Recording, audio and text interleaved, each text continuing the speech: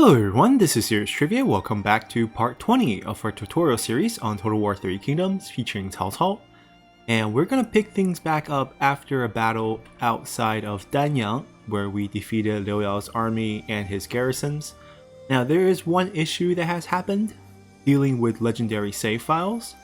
The save occurs after the battle is over, and any event, such as Xiahou Dun's One Eye scripted event, will not be saved. So since we ended our episode right after that battle, we actually don't have his One Eye event trigger, and well, it's a great thing he didn't pick up the trait. There is still a chance to trigger it in future battles. That is one of those scripted events that can trigger post-battle for Xiahou Dun, and he historically lost the eye in battle, and he wears an eye patch, and it will be updated on his model, and that's a unique thing that will happen only to him.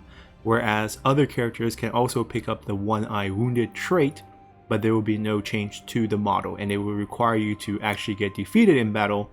But that's fine, we will still have plenty of fighting left for him, and he still have plenty of chances to find his One Eye. We have a few level up. Cao Cao leveled up, and we're gonna naturally get his last faction-wide boosting skill here in Understanding, where all new recruits will get +1 rank. And Guojia also leveled up, and we'll pick up Patience, will increase 25% chance of capturing enemy officers, and there's a chance for us to head over here for Resourcefulness, so that finally our trebuchets can get Flaming Shot. And although he has no items, there really isn't much for us to give him. We have nothing that's cunning boosting. We will switch his sword, just because this sword has more survivability, being +9 expertise versus +6 authority, and it also will do more damage with most of the damage on armor piercing, but we're not going to really use him for any damage, so it's fine. Just give him a little bit of melee evasion from the extra expertise. And we are just going to pick up the fight right away. We tried to chase everyone off the battlefield, but there's still 33 axe band right here that's alive, plus 12 units of cavalry. There's no one here. There's actually no unit here. It's just a model for the captain himself. And we are just going to launch this attack, which despite the low casualties, I don't actually trust them, because whenever you're sieging a map, there are towers. So the AI will try to simulate the fight where you run up to the towers and you'll take some casualty. I believe this is a clean fight. There's no reason for us to take any casualties, so we'll just quickly pop in here and do the fighting ourselves. Alrighty, we're loaded up in here. Jianye is a beautiful city. It's off the Yangtze River. As you can see, the river occupies about 1/4 of their walls. You can attack from any of the other 3 sides. We are gonna just attack from... it really doesn't matter. We're gonna draw them to the walls. You want as straight of a line as possible to prevent those weird angles, and there's a high ground here. We'll take that. There we go. We'll fight from over here. We'll bomb them from the inside, and we are just gonna rely on our siege weapons to win us this fight. Make sure the arrow towers cannot touch us. Move all our units right behind.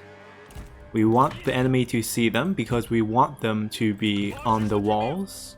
Let's turn the auto fire off. As you can see, they are hiding inside, which is the most annoying thing they can do. We will pound out some of the towers so that we can gain entry into them. They're defending the town square, which is wise, as that is the victory condition. Feels like we probably have to run some generals inside, and I don't want the arrow towers to stop us. So we're going to first take out the arrow towers. Alright, we'll take out this pair here, and then we'll pop this wall open, because that's out of the range of the fort towers, and then we'll run generals inside and we'll be fine. Alright, let's pop open the wall, and then our generals can ride. And you can see they barricaded up that, but there's an opening here that we can easily move in. We'll get shot a couple times as we move in here, but there's not much we can do about that. They have no spear unit this time, so we'll just turn on that, and we'll just run them down.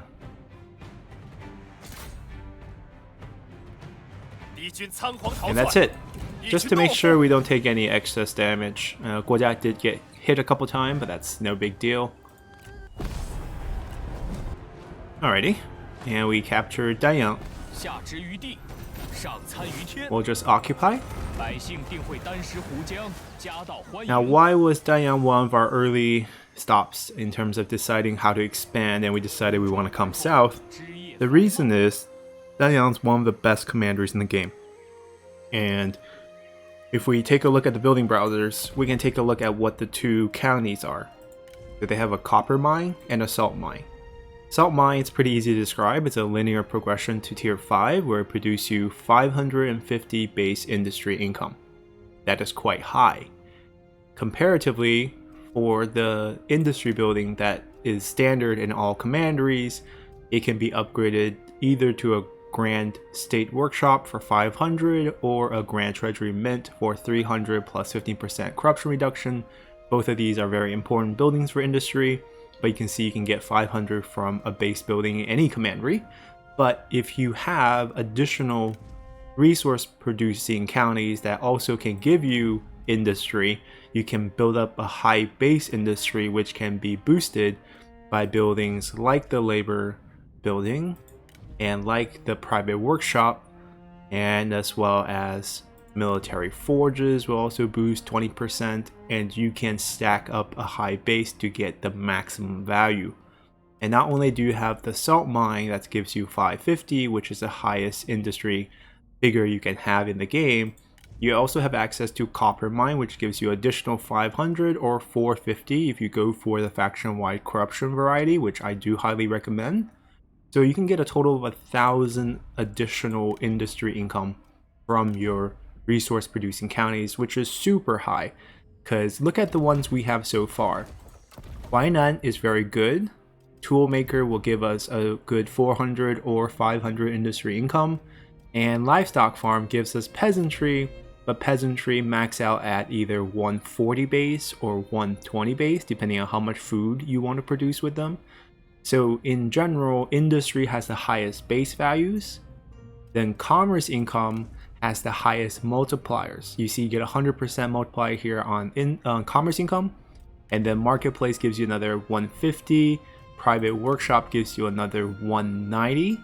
So commerce income has the middle ground in terms of how much raw value it has, but it has the best boost.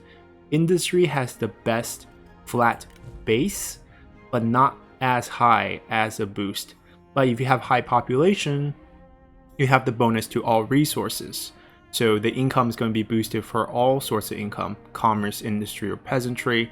Therefore, having the highest base in terms of having industry income is going to end you with more income in general, which is why commandery such as Danyang is so good. And in addition, Jianye, the capital of Danyang, is on the Yangtze River. So you automatically have a harbor building as part of your commandery. This is only available to you if your capital is on the river, and it's a special building that will give you commerce income as well. So in addition to what it has in terms of counties, it also has a special harbor building. Harbor also allow you to have more trade routes if you make it your capital, and that's going to be one of our goals. We want to change this to our new capital. We're going to move our capital. It will cost us 10,000, which is quite a lot. We only have 9,000 right now, but we're going to get there next turn. This figure will change depending on your faction rank. Right now we're second Marquise, it's 10,000. At Marquise is 15,000. Duke is 20,000. King is 25,000. So we want to do this early. And we are not going to rank up anytime soon. We're missing about 69 prestige points, which we'll gain slowly as we upgrade some of our land, as we expand. So that is things we can look forward to. They built this magistrate building, which is not great. You only get 15% boost to all resources for 10 points of upkeep. At this point in the development of a commandery, what you want is to have as many base income buildings as possible, not boost. So you want to get rid of this. And we'll demolish that for another 1,200 back into our pocket. And before we build anything here, I would like to do another administrator shuffle, because this is our key development going forward. But the shuffle will be quite difficult this time, as I would want both of our administrators to move. I would want Yue to come over here to Danyang to give it a discount from his high expertise, and I would want to move our administrator from Chen, which has finished most of the buildings in terms of agricultural buildings, to go to Huainan, as we're going to start eventually building some agricultural buildings to synergize with a livestock farm here. Neither of these commanderies will become one of our focus income commanderies. Danyang would be the first, and there will be others in the south. So they're going to eventually shift from income producers to more utility style commanderies, which we'll talk about. And starting that off would be Chen, as we'll get rid of some buildings that we relied on in the early game to get free income, and shift to more utility style corruption reducing buildings, as you can see that we have our first % of corruption. Now this is actually concerning because we got this in a commandery where we have an administrator. If we pop over to Pengcheng where we don't have administrator, you can see the actual raw amount is 2%. Not a big difference, but administrators do decrease the 2% down to 1% because he has naturally minus 30% corruption. Now, it's going to keep growing as we keep expanding evenly in all our commanderies. So it's going to hurt us, and we got to pay attention to the figure. And the one way to battle it is to have a lot of adjacency bonuses. We talked about it in the state workshop menu, and we're going to start shifting Chen and Huainan towards that build to control our corruption. Alright, with all that said, let's continue here. Our armies is fine, they didn't take any damage. They will be healing up a little bit as we target Danyang's copper mine next. That's the last piece of land owned by Liu Yao. We'll wipe him out, and then we'll go claim the salt mine as well. In this case, we want every piece, unlike the case in Chen, where the farmland doesn't give us anything except for food and some extra costs in terms of upkeep. So this is fine, they can sit inside. I don't want to build anything right now. I want to wait for this to clear up, and I really want to get an administrator in here as soon as possible. So what we're gonna do is we're gonna shuffle our characters once again. Yue Jin is gonna go into the Chancellor position to boost our peasantry faction wide, and Yuan Huan can go to our industry boost faction wide. Even though we don't have much industry, we have 100 from the toolmaker, so putting him here will give us 15 extra, but it definitely beats putting him here where we don't actually need any boost in terms of recruitment cost. Now we can go back to our faction council, and you can see that we still have our first mission, and you can't ask them again until you are 5 turns away from when you last asked them. So we're 2 turns away, so we're not going to be able to trigger any new missions here, and that's fine. We'll leave them as is, and we'll switch them again next turn. Just the standard administrator shuffling that we did from before. Here's where things are more interesting. We have rebels, we have Tao Tian, we have his son. We're probably going to continuously get siege, therefore there's no reason for us to repair any of these buildings, as they will just get damaged over and over again. I am concerned about the rebellion here. That's going to happen next turn. There is really no great way for me to stop this rebellion from occurring. So I either have to recruit some new generals, which I'm not against. We have access to some great generals. Farmer with a bronze weapon, and we have a former faction leader with a stone pig. Both are good characters. We can utilize them to help us farm another group of rebels. So I think this turn we'll just recruit both of them.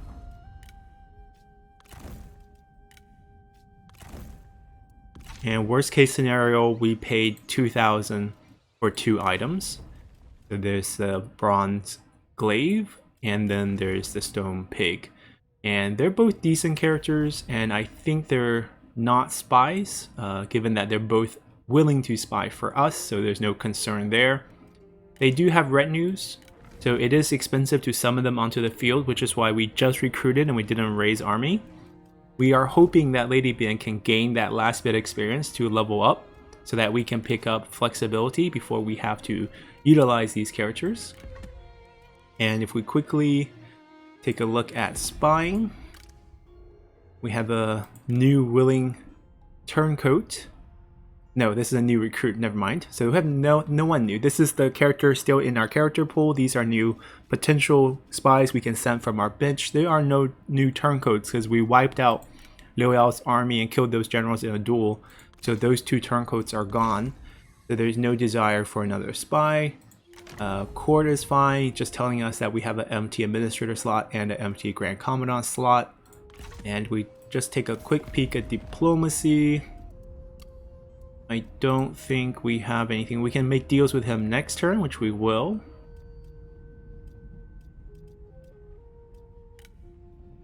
Cao Cao and us are at war. Liu Yao doesn't want to fight anymore, but we want to just wipe him out.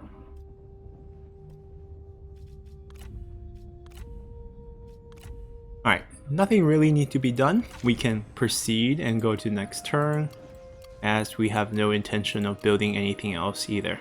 Alright. Alright, Liu Chong knows the deal is done. He's proactively asking us for the military access. We can negotiate with him here.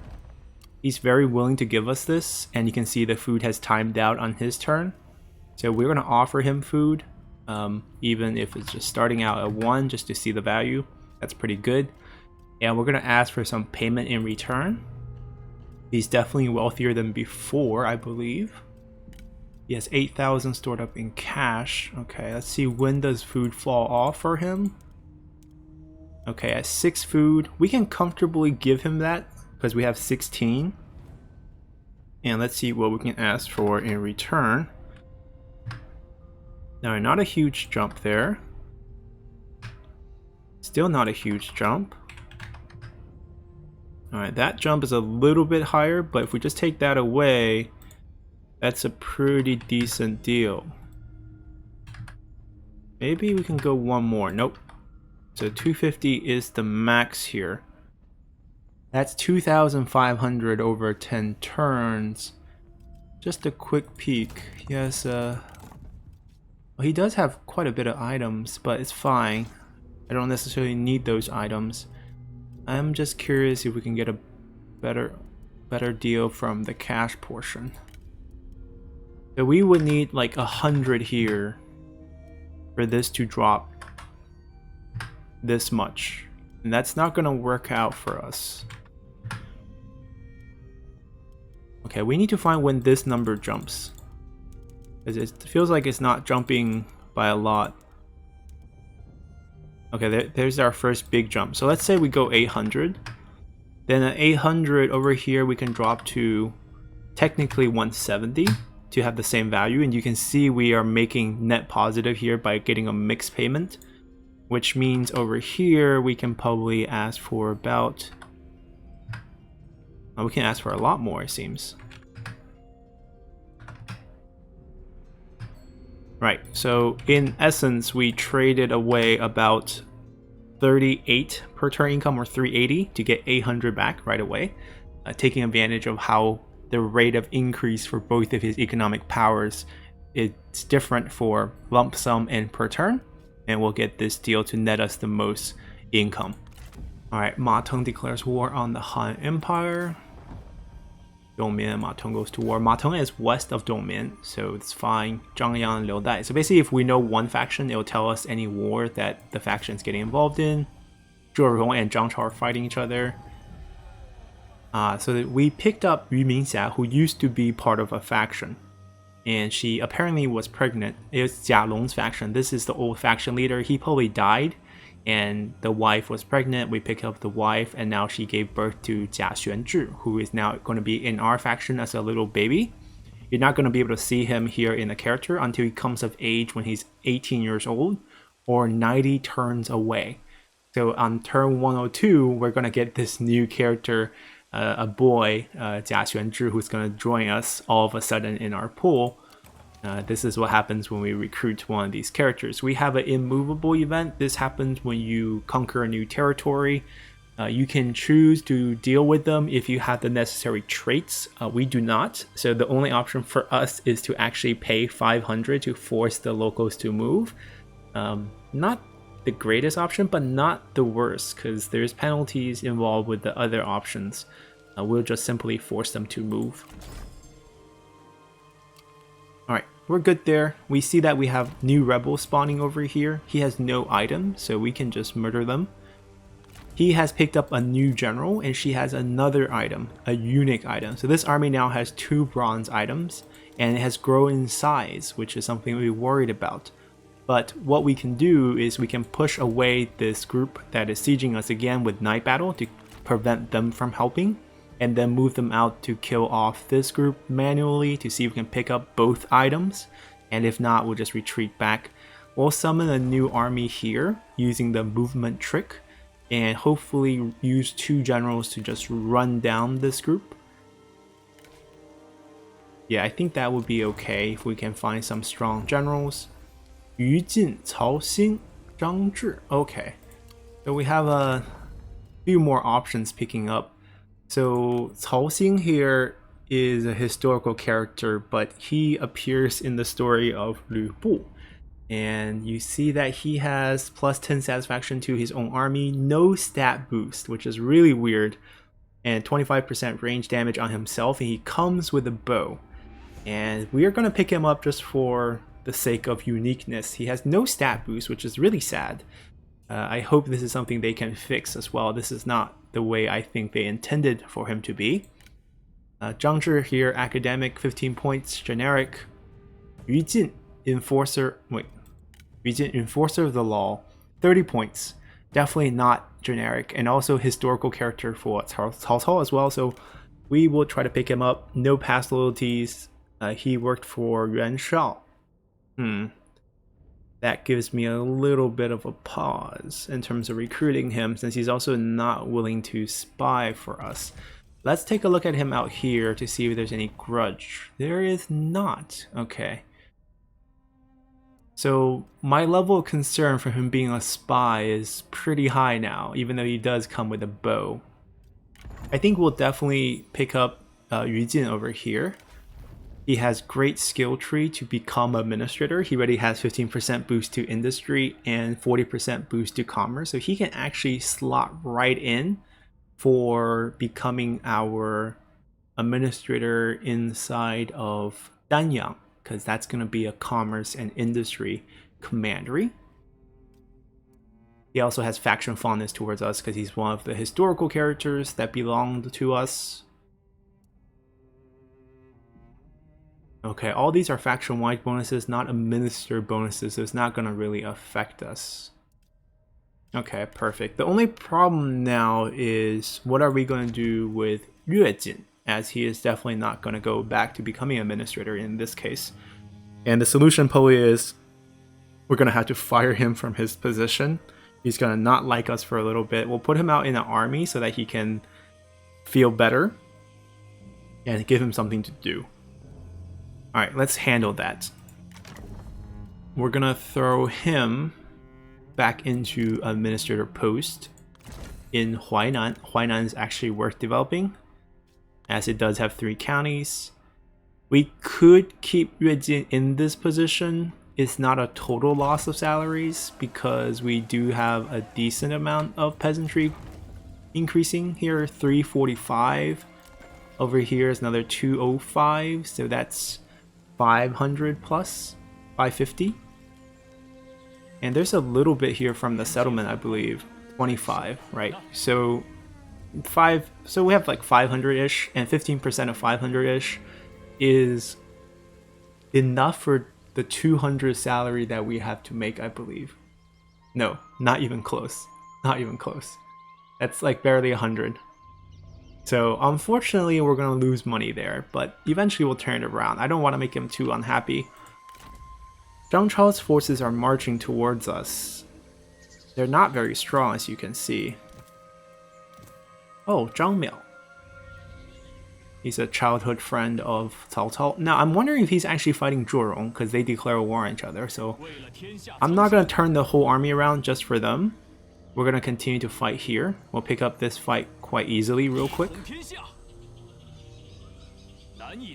Alright, he put his army here. We'll do this last, because that's a great save point for us to use.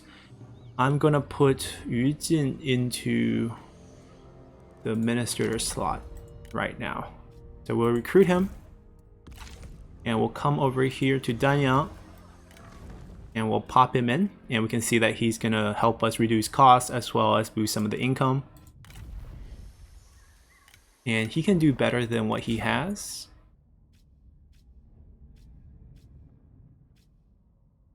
I guess Yue Jin didn't have many items, right? We didn't actually give him any items for administrator job. I guess he's not gonna get any items either. We'll switch the armor. Oh, he doesn't have the other default. That is also a bug. Okay, we're suffering through -3 expertise, but we can't swap it to theirs. There's a standard one that you can swap it to. Cao has the option. You see here, you can swap to +4/+4. That is weird too. Anyways, I guess we're okay. We'll wait till we get a better armor for him, but right now this is gonna have to do. As we now have a discount in this area, and the building we're most interested in building is the State Workshop to start building up the industry income portion. Over here in Huainan, we're in autumn. So we are going to do the plan upgrade this turn. Next turn is winter. We do another upgrade to tier 3. That way we can pick up that reform we talked about, slave mobilization. It's quite an investment, but it should be okay. We have both as administrator and the Simon to help this out. So that takes care of itself. Lady Bent finally leveled up, so now we can summon units on the field for much cheaper. And we're going to do just that over here. We have a lot of fires to put out all over the map. So we're going to use our movement trick because we want movement on the army right away. We are going to end up using... Let's see, which generals do we want to use? I guess we want to use the one with the weapon and then also Yue Jin. So we're going to throw him out. That's why we took away his retinue, so he can be a free deploy. And then we're going to add both of them. You can see it's only 225 now. It's very cheap now. It can go to 0 very soon. Oh, he doesn't get along with Yue Jin. Former faction leader and new mom? Sure. We'll use her instead. I prefer the generals to like each other. And then we'll recall him. Have both of them go attack. And you can see we can delegate for a victory here. There's no item. I'm not going to waste any time to fight them. As long as we can get the win, it's fine. I want to get rid of the retinues anyway, so delegate.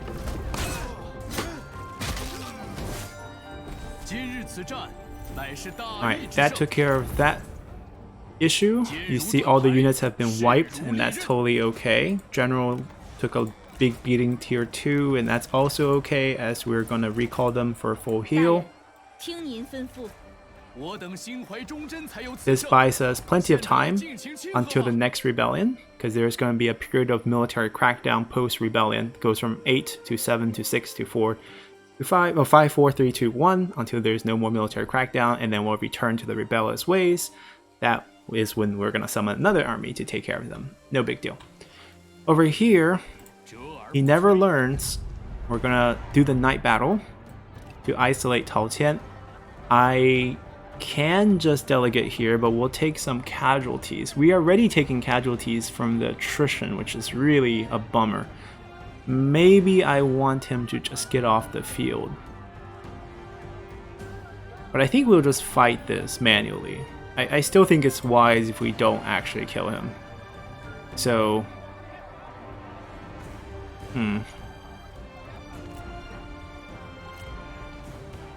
yeah, we'll fight this. Alrighty, very familiar look. It's also raining, except for it's autumn rain, and then we're just gonna run our generals up and quickly deal with him. This is units real quick. Not a lot of work. Charge away.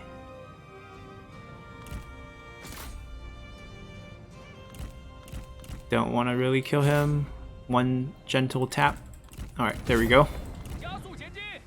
And that's it. Alrighty, so we kicked away the siege army again. They keep coming back. Oh, we got the item. So he dropped it finally. So we picked up his follower item. That's at least worth it. I might consider picking up replenishment here, because that would help heal our general a little bit. Because we keep getting sieged. It's rather annoying. We picked up a spy master item. It will help increase the amount of points enemy spies need to perform actions in our faction. 15 points of additional undercover network cost for enemy spies. It will also unlock a Simon for the character who is equipped with this item, and also +6 cunning. We're not interested in any of the other bonuses. The +6 cunning is the only one I really care about, because I'm very careful with who I recruit. So typically there are no spies in our faction, therefore I'm not concerned. The 6 cunning can be added into our army over here, as cunning can increase the amount of ammo our units have, so they fit very well on strategists. And we're happy with that, as we'll continue to try to pick up items with our generals by attacking them. Now this is going to be a trickier fight than the first one because there's 2 enemy generals, but in all honesty, it's not a lot of men. We'll do night battle, and hopefully we can get the items. We're not trying to kill them. Don't duel, don't kill them too many times, just hit them a few times, let them rout, we should be good. Let's start battle. Alright, we're loaded up in here. Same map, pretty much the same location. We'll run through the forest to prevent how many times we get shot. Can we start out hidden? There we go. Oh, no. Come on. There we go. That way the enemy have all their troops in the center, and the spear won't be guarding the door. Proceed. You can see we're full healed from that 7%. Oh, they still put a spear at the door. Very annoying. Alright, what you want to do is just kind of squeeze from the side. We don't want a frontal charge on them. Get inside. Murder their units. Go to the next one. Murder their units. We ignore the spears in the beginning in case we get dismounted right away. Same thing here. Take the tower. Go next.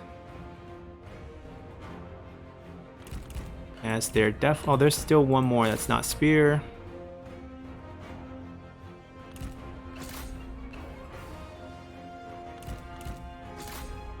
I believe we're dismounted already. Yep, all 3 for running into spears. Let's boost our melee evasion. No need for that one. And we're just gonna stand here and kill off the retinue units, and then we're gonna hit both generals a few times just so that they rout. We might take some damage here, but it should be okay.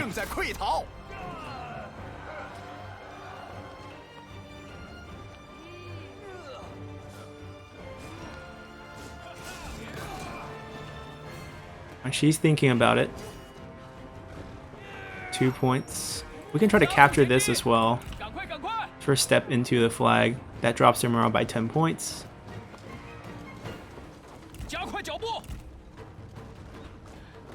He's not even interested in fighting us. There we go. Now we hit him a few times, make him rout, and we win, hoping we can get both of their items from the capture. Alright, that's good enough. He should be routing anytime now. There we go. And that's the win. Hopefully we can capture them. We took a little bit of beating on each general, but not much. Alrighty, let's see if we get the capture.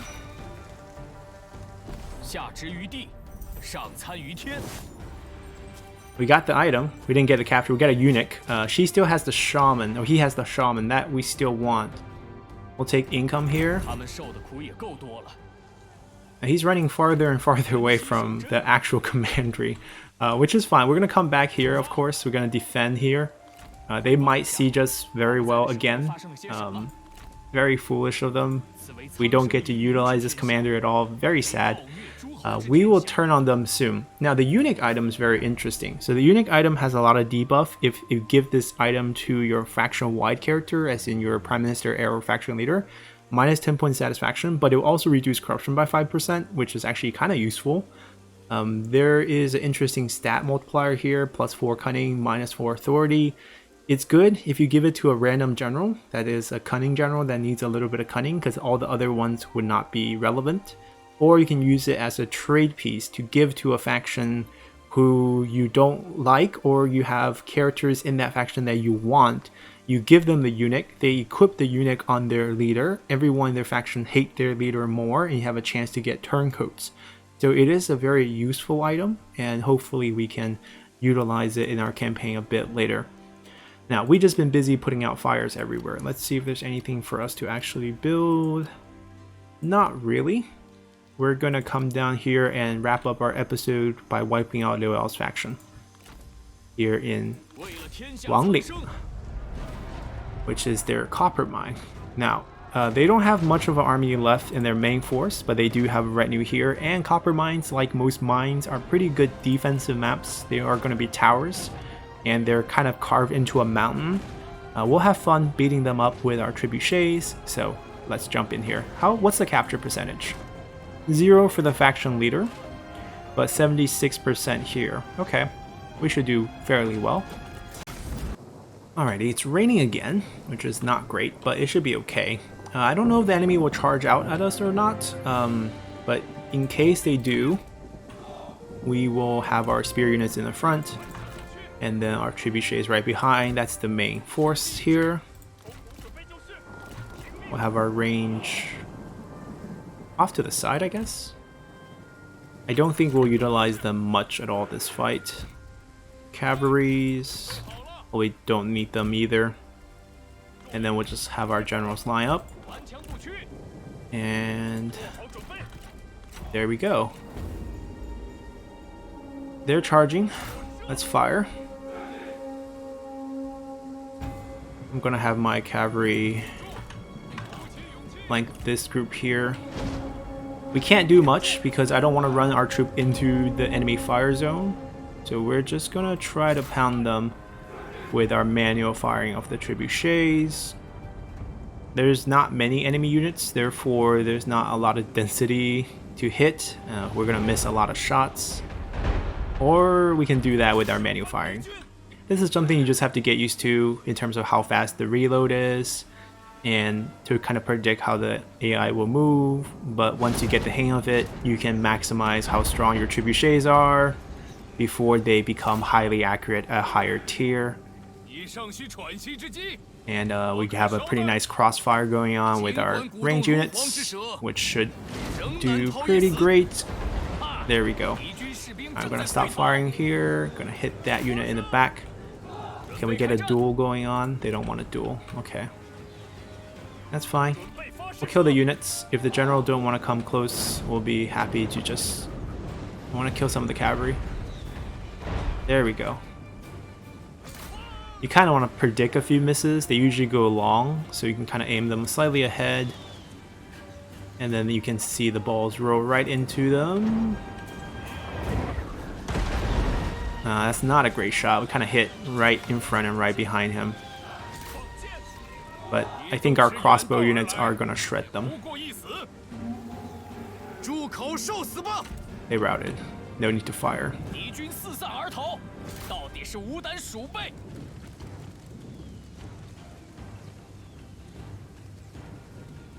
Come on.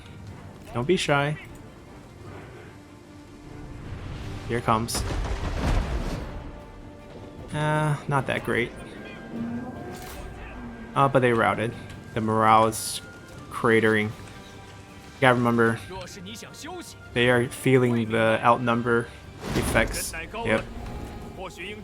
General's done. We wasted a shot hitting air. Hit those. Once the generals are done, I think we win. We don't have to do much now.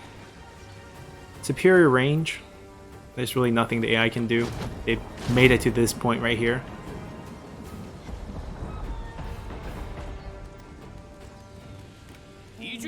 There we go. Now it's over. Now he's going to feel that army minus 90 army loss very, very soon.